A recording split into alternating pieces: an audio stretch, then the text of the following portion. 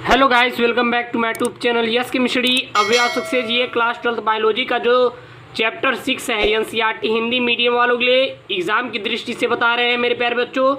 ये हमारा 3 पार्ट आपको अपलोड कर दिए गए हैं विथ नोट्स के साथ। ये हमारा जो पार्ट है ये मेरे प्यारे बच्चों आपका चौथा पार्ट है हमारा क्लास 6 जो चैप्टर है हमारा, ठीक है ना। क्लास 12th चैप्टर 6 जो है हमारा वंशागत का आणविक सिद्धांत। तो हम लोग जान रहे थे कि डीएनए के अनुवांशिक पदार्थ होता है कि नहीं। तो डीएनए के अनुवांशिक पदार्थ होता है कि नहीं, क्या डीएनए के द्वारा ही जो एक पीढ़ी से दूसरे पीढ़ी में जो अनुवांशिक लक्षण है इसके द्वारा ही जाते कि नहीं, यही हम लोग अध्ययन कर रहे हैं। तो इसमें हम लोग पहला प्रयोग पढ़े थे, आज हम लोग दूसरा प्रयोग पढ़े थे, ठीक है ना। तो आज हम लोग का दूसरा प्रयोग में जो दिए थे डीएनए अनुवांशिक पदार्थ होता है, ये जो दूसरा प्रयोग था इस प्रयोग को 3 वैज्ञानिकों ने किया था, यानी कि डीएनए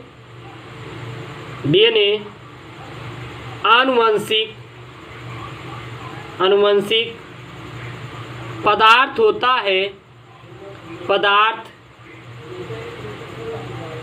पदार्थ होता है, इसे 3 वैज्ञानिकों ने सिद्ध किया। इसे 3 वैज्ञानिकों ने सिद्ध किया। कितने वैज्ञानिकों ने सिद्ध किया था? तो उसे 3 वैज्ञानिकों ने सिद्ध किया, ठीक है ना। थोड़ा सा मिस्टेक हो गया दो चीज। तो इसे 3 वैज्ञानिकों ने सिद्ध किया था। किसने? एवेरी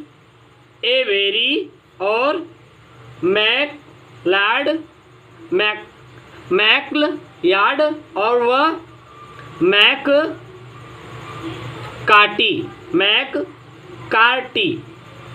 का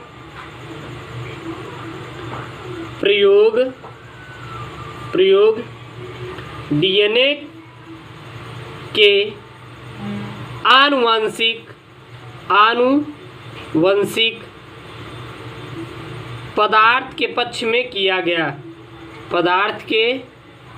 पक्ष में किया गया। अब मैं आपको इसको समझा देता हूँ। यहाँ पे हम लोग डीएनए अनुवांशिक पदार्थ होता ही नहीं, यानी जो आप लोग डीएनए देखते हैं तब पहले था, लेकिन अब तो मान्य हो गया, लेकिन पहले क्या क्या था। तो डीएनए अनुवांशिक पदार्थ होता ही नहीं। तो इसके पक्ष में जो प्रयोग किए गए थे, मैंने पहला प्रयोग आपको पार्ट 3 में मिल जाएगा। इसमें हम लोग का दूसरा प्रयोग है, इसमें डीएनए के अनुवांशिक पदार्थ होता ही नहीं। तो इसको 3 वैज्ञानिकों ने सिद्ध किया था, एवेरी, मैकलयार्ड और वह मैककार्टी का प्रयोग अनुवांशिक के डीएनए के अनुवांशिक पदार्थ होने के पक्ष में किया गया था। इन्हें ने क्या किया? हमारे एलोरी ने क्या किया था? जो हमारे आपको पढ़ाए थे पार्ट 3 में देख लीजिएगा, जो मैंने वहाँ पे आर स्ट्रेन और यस स्ट्रेन 3 चीज़ों को लिया था, ठीक ना। और आर स्ट्रेन और यस स्ट्रेन, जब हमने यस स्ट्रेन को मृत करके आर स्ट्रेन के साथ जब हमने क्या किया था मेरे प्यारे बच्चों, जब हम लोग ने किया था कि जो हमारा आर स्ट्रेन था उसको किसके साथ हम लोग मृत यस स्ट्रेन के साथ मिला दिया था। तो हमारा क्या हुआ था? जो चूहा हुआ था मर गया था, क्योंकि चूहा पे किए थे। अब हम लोग लेकिन वहाँ पे वो नहीं बता पाए थे, यानी कि हम कह सकते हैं कि जो हमारा डीएनए के ग्रिफिक का रूपांतरण सिद्धांत है, क्योंकि हमारा जो पहला प्रयोग किए थे डीएनए के पक्ष में वो ग्रिफिक ने किया था। ग्रिफिक ने क्या किया था? वहाँ पे हमारा यस स्ट्रेन और आर स्ट्रेन की जो बैक्टीरिया नामक 2 चीज़ होती है उन्होंने अपना इस पे प्रयोग किया था। उन्होंने मृत यस स्ट्रेन को आर स्ट्रेन के साथ क्या करा था? चूहों में भेजा था। तो चूहा क्या हो जाता है? मर जाता है। लेकिन उन्होंने ये नहीं बताया था कि यस स्ट्रेन में से ऐसा कौन सा पदार्थ होता है कि जो कि चूहों में डालने के बाद वो चूहा क्या हो जाता है? मर जाता है, ठीक ना।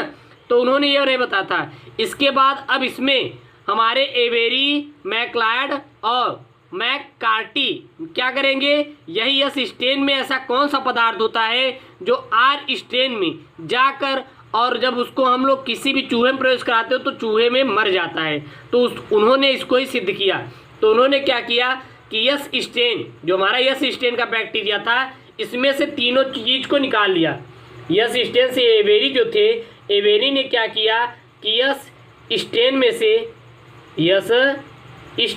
से क्या किया कि उन्होंने तीनों चीज को पृथक कर लिया। कौन कौन से? प्रोटीन को, प्रोटीन को निकाल लिया और किसको निकाल लिया, कार्बोहाइड्रेट को, कार्बोहाइड्रेट को निकाल लिया और किसको, डीएनए को क्या किया, अलग अलग कर लिया, ठीक ना। अलग अलग करने के बाद एक कांच के पात्र में क्या किया कि इन्होंने रख लिया, एक कांच के पात्र में रख लिया। अब बारी बारी से क्या कराएं, बारी बारी से इन्होंने आर स्ट्रेन को यहाँ पे मिलाया, किसको मिलाएं, आर स्ट्रेन को मिलाया, आर स्ट्रेन, फिर यहाँ पे आर स्ट्रेन, यहाँ पर भी कहा आर स्ट्रेन। तो इन्होंने आर स्ट्रेन को बारी बारी से मिलाया, तब यहाँ पे देखा कि आर स्ट्रेन में प्रोटीन आया था कि नहीं, तो यहाँ पे हमारे आर स्ट्रेन में यस स्ट्रेन का प्रोटीन बिल्कुल भी नहीं आया। यानी कि हम कह सकते हैं प्रोटीन को, जब प्रोटीन को आर स्ट्रेन के साथ मिलाया गया तो यहाँ पर यस स्ट्रेन नहीं बना, तो यहाँ पे यस स्ट्रेन नहीं मिला, यहाँ पे यस स्ट्रेन नहीं मिला, ठीक ना, नहीं मिला। तब इन्होंने क्या किया, फिर कार्बोहाइड्रेट में जब आर स्ट्रेन को मिलाया तब भी यहाँ पर भी हमारा यस स्ट्रेन जो था वो हमारा क्या हुआ, वो हमारा नहीं बना या फिर मिला। लेकिन जब डीएनए को आर स्ट्रेन के, जब यस स्ट्रेन के डीएनए को आर स्ट्रेन के साथ मिलाया तो यहाँ पे यस स्ट्रेन क्या हुआ, बन गया, यहाँ पे यस स्ट्रेन क्या हुआ, बन गया, फिर मिल गया। तभी उन्होंने ये बताया कि यहाँ पे जो डीएनए होता है यह हमारा क्या होता है, अनुवांशिक पदार्थ होता है। यानी कि हमारा यस स्ट्रेन का जो डीएनए ही अनुवांशिक पदार्थ होता है, जो कि आर स्ट्रेन में जाकर किसी भी चूहों में प्रवेश करा जाए तो चूहा क्या हो जाता है, मर जाता है। मैंने यही बताया था कि यस स्ट्रेन में क्या पाया जाता है, इसमें पाया जाता है निमोनिया रोग। जो निमोनिया रोग आपको होती है वो किसके द्वारा होती है, बीमारी यस स्ट्रेन के द्वारा होती है। आर स्ट्रेन के द्वारा हमारी निमोनिया रोग बिल्कुल भी नहीं होती है। तो मैंने कल बताया था, फिर जब यस स्ट्रेन को मारकर हम लोग क्या किए थे, चूहे में डाला, तब भी वो लोग को निमोनिया नहीं हुआ। लेकिन यस स्ट्रेन को आर स्ट्रेन के साथ मिला दिया था तो चूहों में निमोनिया हो गया था और चूहे क्या हुए थे, मर गए थे ना।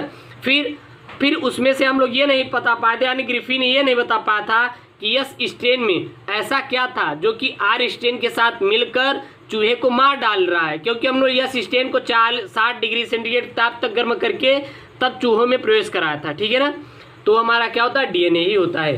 अब आता है हमारा तीसरा प्रयोग, यानी कि डीएनए अनुवांशिक पक्ष के होने में तीसरा प्रयोग। देखते हैं तीसरा प्रयोग क्या था। तो तीसरे प्रयोग ने, इसका प्रयोग दो वैज्ञानिकों ने किया था। कौन कौन से थे, यानी कि इसमें दो वैज्ञानिक शामिल थे। कौन कौन से थे, अल्फ्रेड डी हार्से एवं मार्था चेज, ठीक ना। इसमें तीसरे प्रयोग में अनुवांशिक जो डीएनए का अनुवांशिक पदार्थ होने के पक्ष में इसमें दो वैज्ञानिक शामिल थे। कौन कौन थे, हमारे जो अल्फ्रेड डी हार्से थे और कौन था, और हमारा था मार्था चेजनी, हमारे दो वैज्ञानिक शामिल थे। इन्होंने सर्वमान्य रूप से सिद्ध कर दिया था कि डीएनए ही अनुवांशिक पदार्थ होता है, क्योंकि एग्जाम में आ जाता है कि तीसरे प्रयोग में जिन्होंने सिद्ध किया था क्या अनुवांशिक पदार्थ, डीएनए ही अनुवांशिक पदार्थ होता है, वो कौन कौन से थे। तो दो वैज्ञानिक ने ही उसको एकदम रूप से प्रस्तावित कर दिया था कि हमारा डीएनए ही अनुवांशिक पदार्थ होता है। कौन, अल्फ्रेड डी हार्से और मार्था चेज। यहाँ पे लिख सकते हैं कि इन्होंने सर्वमान्य रूप से सिद्ध कर दिया कि डीएनए ही अनुवांशिक पदार्थ होता है। डीएनए ही अनुवांशिक पदार्थ होता है, ठीक ना। इन्होंने अपना प्रयोग जो किया था वो हमारा बैक्टीरियोफेज पर किया था। इन्होंने अपना प्रयोग बैक्टीरियोफेज पर किया था। यानी कि इन्होंने क्या किया था कि अपना प्रयोग बैक्टीरियोफेज पर करके ये सिद्ध कर दिया था कि हमारा जो डीएनए ही अनुवांशिक पदार्थ होता है। कैसे किए थे, तो चलिए हम लोग यहाँ पे समझने का प्रयास करते हैं। मेरे प्यारे बच्चों देखिए, थोड़ा सा आप लोग समझने की कोशिश करिएगा। इन्होंने क्या किया था कि बैक्टीरियोफेज विषाणु था उसे ई कोलाई के साथ प्रयोग किया था। यानी कि इन्होंने प्रयोग में बैक्टीरियोफेज को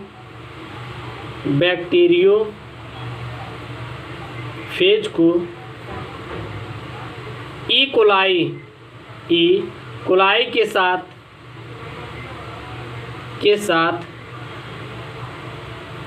के साथ क्रिया कराई, ठीक ना। इन्होंने क्या किया था कि बैक्टीरियोफेज को ही ई कोलाई के साथ क्या करा था, क्रिया करा था। अगर बैक्टीरियोफेज की कुछ चित्र देखें तो बैक्टीरियोफेज कुछ इस प्रकार से होता है हमारा।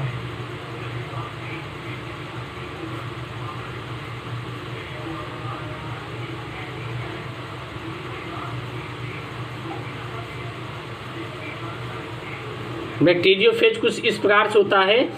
और इन्होंने क्या करा था, इसका मान लीजिए जेनेटिक है, यहाँ डीएनए पाया जाता है, इन्होंने किया था, ठीक है ना। हार्शे एवं चेज को पता था, जो हार्शे और चेज ने ही तो किया था ना, और हार्शे और चेज को यह पता था कि डीएनए में फास्फोरस हमारा पाया जाता है। डीएनए में क्या होता है, डीएनए में फास्फोरस पाया जाता है, लेकिन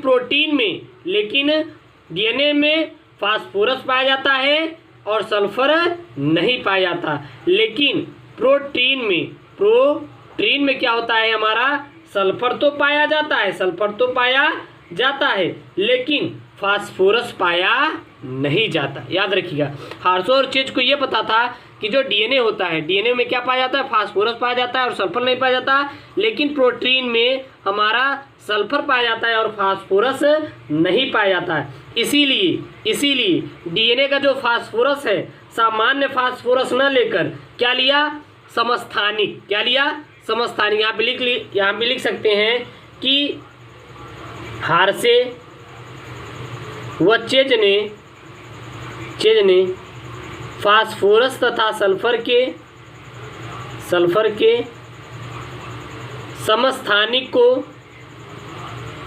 समस्थानिक को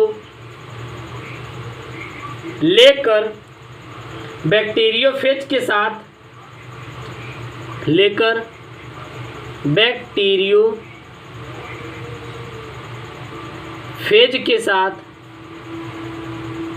साथ क्रिया कराई।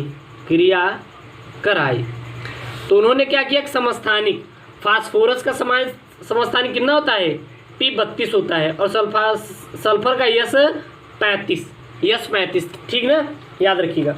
उन्होंने क्या किया, यहाँ पे बैक्टीरियोफेज, यहाँ पे बैक्टीरियो मान लो फेज ले लिए थे, यही बैक्टीरियोफेज है मान लो। यहाँ पे क्या किए थे, फास्फोरस 32 समस्थानिक, और एक में क्या किया था उन्होंने, बैक्टीरियोफेज को लेकर एक में सल्फर 35 को लेकर क्या कराया, यहाँ पे उन्होंने क्रिया कराई। तो इसके डीएनए में, जो बैक्टीरियोफेज के डीएनए में क्या था, फास्फोरस हमारा आ गया था। फास्फोरस हमारा क्या था, आ गया था। लेकिन इसके हमारे जो बैक्टीरियोफेज में हमारा क्या हुआ, प्रोटीन में, किसमें, प्रोटीन में क्या आया, हमारा सल्फर हमारा मिल गया। इसके प्रोटीन मिला, हमारा किसमें, इसमें नहीं मिला, ठीक ना। यानी कि हम कह सकते हैं कि एक में अगर बात करेंगे, एक में यानी कि हमारे उन्होंने क्या किया, यहाँ पे दो बैक्टीरियोफेज को बनाया, एक ही, यानी कि हम लिख सकते हैं हार्शे एवं चेज ने दो बैक्टीरियोफेज को बनाया कौन कौन से? एक में हमारा क्या था? तो एक में अगर देखें हम लोग तो डीएनए, एक में डीएनए के साथ क्या था? हमारा फास्फोरस 32 था। और प्रोटीन के साथ क्या था? जो प्रोटीन के साथ था वो हमारा प्रोटीन के साथ सल्फर 32 था। और सल्फर हमारा समस्थानिक, ये समस्थानिक नहीं बल्कि ये समस्थानिक है। ये हमारा क्या था? सल्फर समस्थानिक। हमारा जो सल्फर था ये हमारा सामान्य सल्फर था, न कि समस्थानिक वाला।